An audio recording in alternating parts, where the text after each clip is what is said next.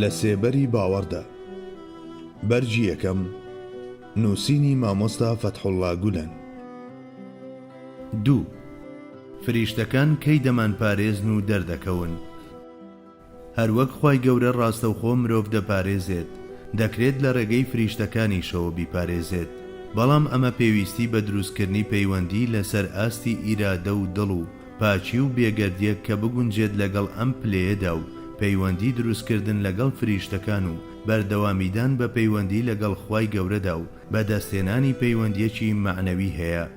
فریشتەکانیش دێنە سەرخەت بۆ پەیوەندیکردن بەو کەسەی کە سەرکەوتوو بووە لە بەستنی پەیوەندی بە جیهانی فریشتەکانەوە، وەک چۆن لە بەدر و خەیبەردا دەرکەوتن و بەشداریشیان لە شن و بە خاکسپاردنی سەحابیەکاندا کرد. پارێزگاری فریشتەکان بە زۆری لە منداڵە بێتاوانەکان و بە ساڵاچوە پشتسەماوەکاندا دەبینین، چونکە خوای گەورە بەزەیەکی تایبەتی بەرامبەریان هەیە. یارمەتی فریشتەکان و دەرکەوتنیان بەوە دەبێت کە مرۆڤ لە دەرگای خوا دوور نەکەوێتەوە و پێداگر و سوور بێت لەسەری و بە جۆرێک بپاڕێتەوە کە وەختە دڵی شەق ببات و جگەری بسووتێت و ڕۆحی لە جەستەی جیا ببێتەوە و پەیوەندی لەگەڵ جیهانی مەلەکوت ببەستێت. ئەجینان نەک بە دەمباوێشکدانەوە دڵ ئاگای لە خۆی نەبێت و نەزانێت چی دەڵێت. ئەم پەیوەندیەش بەشتی ڕواڵەتی و عیبادەتی کەم و کورد مەیسەر نابێت، بەبێ کێشانی ڕەنج و ئازار دەستی ئاسمانی فریشتە بەهاناوە نایەت. 3. سوودەکانی باوەڕ بە فریشتەکان. باوەڕ بە خوای گەورە و ڕۆژی دوایی و فریشتەکان چەندین کاریگەری ئەرێنیان لەسەر مرۆڤ هەیە. سەرەتا ئەم باوەڕە ئارامی بە ئادەمیزاد دەبەخشێت و نامۆییەکەی دەگۆڕێت بە هاودەمی. فریشتە دەبێت بە هاودەم و هاونشینی مرۆڤ و هاوڕێیەتی لەگەڵ دەکات. لە سایەی ئەمەدا ناخی مرۆڤ پڕ دەبێت لە خۆشی و شادی و بەهۆی ئەم بوونەوەرە نورانیەوە ژیانی ڕووناک دەبێتەوە. جگە لەمە ئەگەر بیر لەوە بکرێتەوە کە ئینسان هەمیشە لە ژێر چاودێری فریشتەکاندایە، ئەوە لە گوناهەکان دوور دەکەوێتەوە و ئارەزوە نەفسیەکان ڕای ناچێشن و ژیانی خۆی بە شێوەیەکی ڕێک و پێک و کۆنتڕۆڵ کراو بەسەردەبات. پێغەمبەری خوا صلی الله علیه وسلم لە فریشتە هەرە مەزن و نزیکەکانیش بەرزتر و مەزنترە. ئەو فریشتەیەش کە وەحی بۆ پێغەمبەران دەهێنێت لە گشت فریشتەکانی تر بەرزترە. هەروەک لە نێو مرۆڤەکاندا ئەوانەی بەشداری بەدر و ئوحود و جەنگەکانی هاوشێوەیان کردووە خاوەنی پایەیەکی بەرزترن لەوانەی کە نەیان کردووە.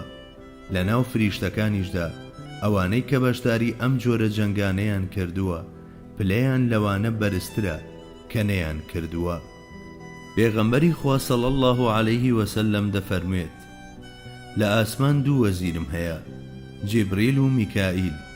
لەسەر زەویش دوو وەزیرم هەیە، ئەبوو بەکر و عومەر. 4. جنۆکەکان لە ئاگری بێپشکۆ و بێدووکەڵ دروستکراون. وخلق الجان من مارج من نار.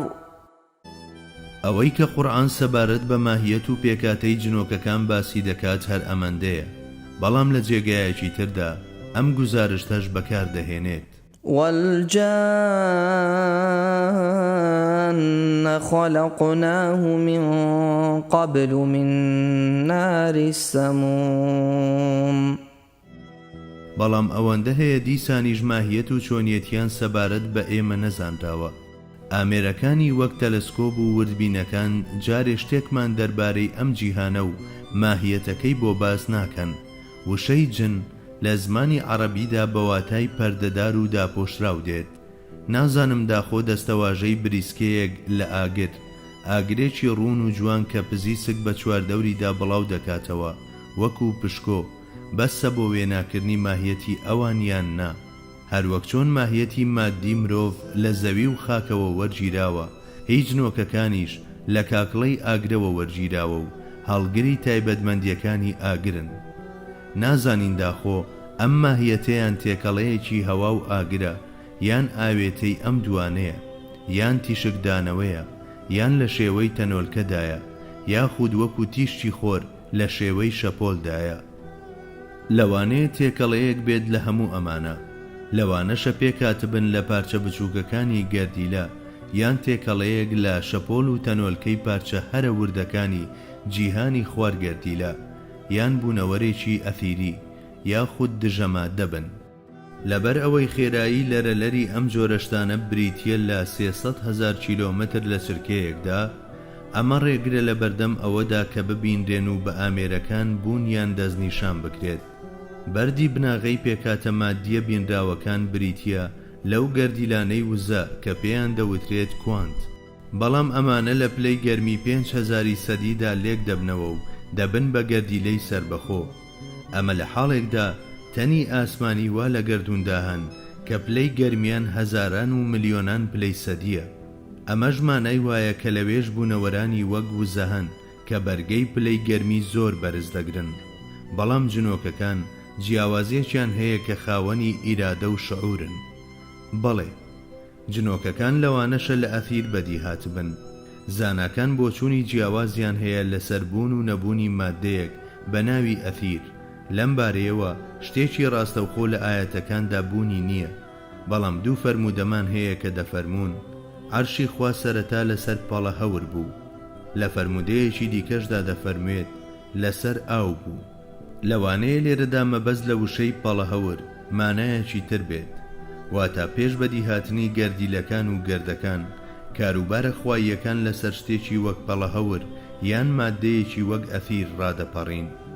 بەڵام لەبەر ئەوەی بابەتێکی عەقیدەیی نییە، ئەوە پێویست ناکات زۆر لەسەری بوەستین و مشتومڕی هەیە و نییە و وایە وانیەی لەسەر بکەین. هەروەک نەبوونەکەی ڕوون ناکرێتەوە، هێشتا بوونەکەشی ڕوون نەبووەتەوە. لەوانەیە مادەیەکی لەم جۆرە هەبێت کە لە مادەش بچووکتر بێت و ڕووناچی پێدا تێپەڕ ببێت و هێندە ڕوون و شەفاف بێت کە هەستی پێ نەکرێت. چێ دەزانێت لەوانەیە لەو جێگایەدا کە مادە تەواو دەبێت ئەثیر دەست پێ بکات. بەڵێ، جنۆکەکان لەوانەیە کۆمەڵێک بەدیهێنراوی نەبینراوی ناو ئەو شەپۆلی ڕووناچیە بن کە لە ڕەهەندەکانی شوێن داشتانمان پێ نیشان دەدات. هەرچەندە بە یارمەتی وشەکان و دەستەواژە زانستیەکان هەوڵی وتنی هەندێک شت بدرێت دەربارەی جنۆکەکان، هێشتا ناتوانرێت بڕیارێکی کۆتایی لەسەر شێواز و چۆنیەتی ئەو مادەیەی کە لەی دروست بوون بدرێت. پێچەوانەکەیشی بریتیە لە تەئویل و تەفسیری هەڵە و ئەمەش مانای لێکدانەوەی وەحیە بە گوێرەی هەوا و ئارەزووی خۆمان، چونکە ئێمە بە تەواوەتی مانای وشە قورئانیەکانی وەک مارج و نار و نارولسەموم نازانین. بڕوانن ئەو مرۆڤەی کە سەرچاوەکەی خاکە چی لێ دەردەچێت و لە کۆتاییدا چ حاڵەتێک وەردەگرێت، کەوایە داخۆ ئەو بوونەوەرەی کە لە ئاگر بەدی هاتووە دەبێت چ شێوە و تایبەتمەندیەک وەربگرێت.